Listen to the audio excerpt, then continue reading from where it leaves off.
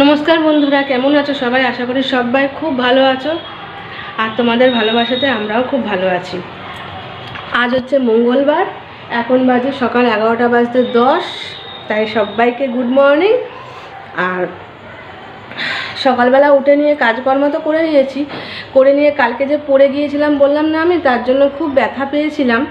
তো আর্নিকা নিয়ে এসে খেয়েছি, খেয়ে নিয়ে ব্যথাটা ওই 100%-এর মধ্যে 40% কমেছে, কিন্তু বাকি যে ব্যথাটা আছে, ব্যথা কষ্ট হচ্ছে।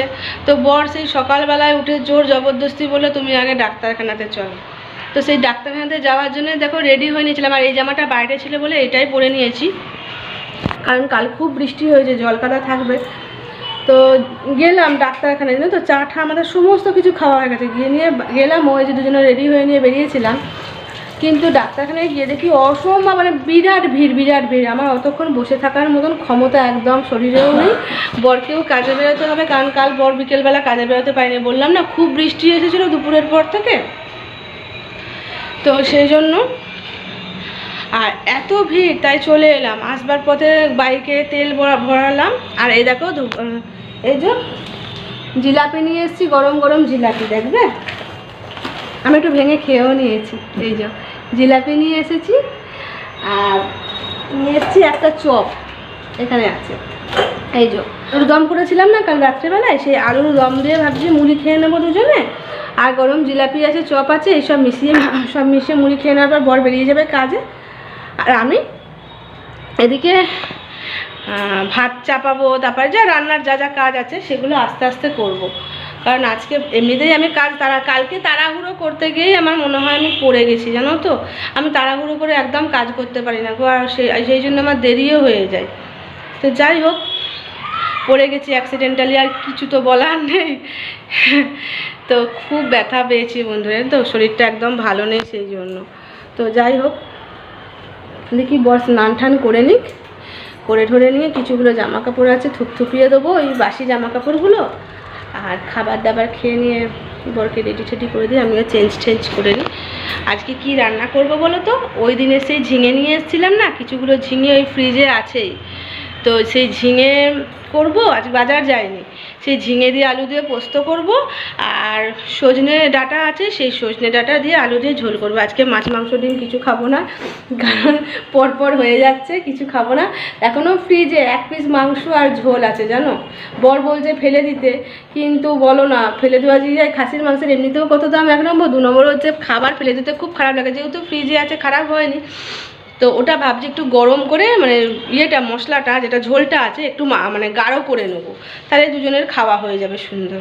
আমার মনে হয় না বর খাবে ওটা, তারপরে জানি না, 1 পিস খালি মাংস আছে, আমি আর খাবো না, বরকেই দিয়ে দেবো।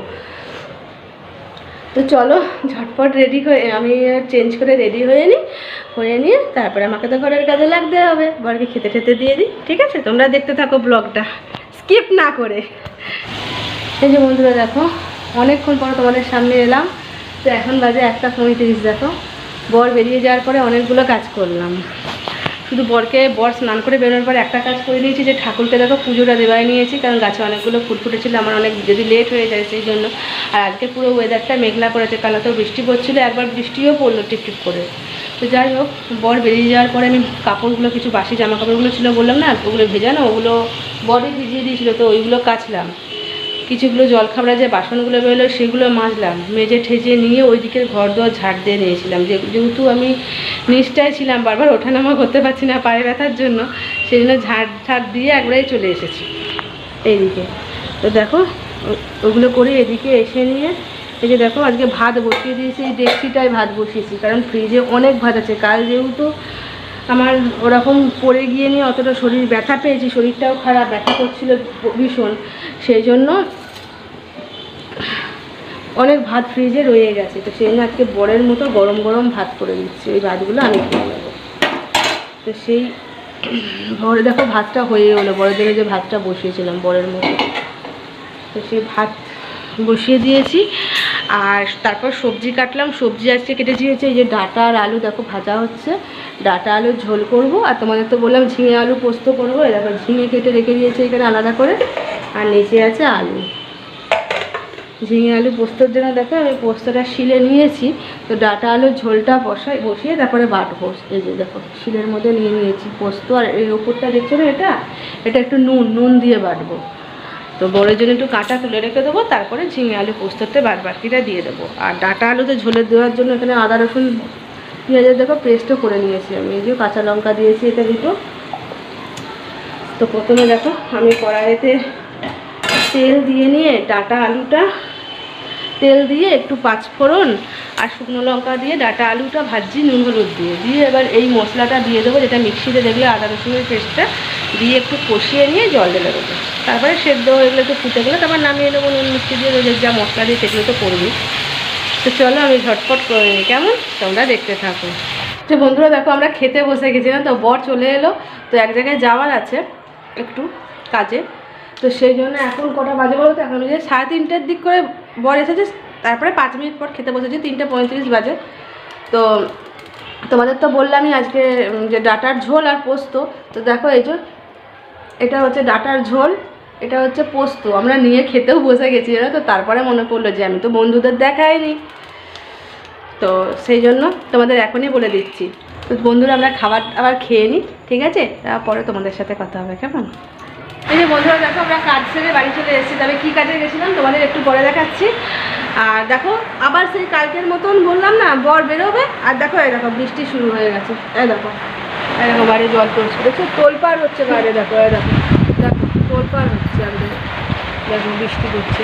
তোদের ব্যাক ক্যামেরায় দেখাচ্ছে, দাঁড়াও দেখো একবার। ওই যে নারকল গাছটা হচ্ছে, আর দেখছো বৃষ্টি, বিরাট বৃষ্টি পড়ছে না তো, এতে এখানে বোঝা যাচ্ছে না, তবে বিরাট বৃষ্টি পড়ছে।